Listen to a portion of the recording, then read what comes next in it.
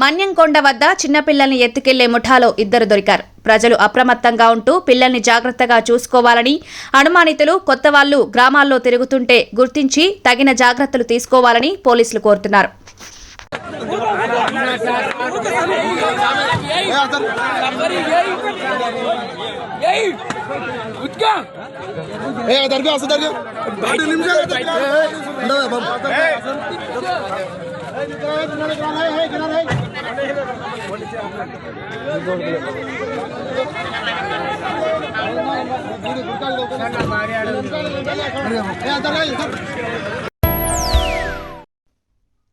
రైతు సంఘాల నాయకులతో కేంద్ర మంత్రులు జరిపిన చర్చలు అసంపూర్తిగా ముగిశాయి. బుధవారం ఉదయం వరకు డెడ్ లైన్ విధించిన రైతు సంఘాలు చలో ఢిల్లీ నిరసన ప్రారంభిస్తామని హెచ్చరించాయి.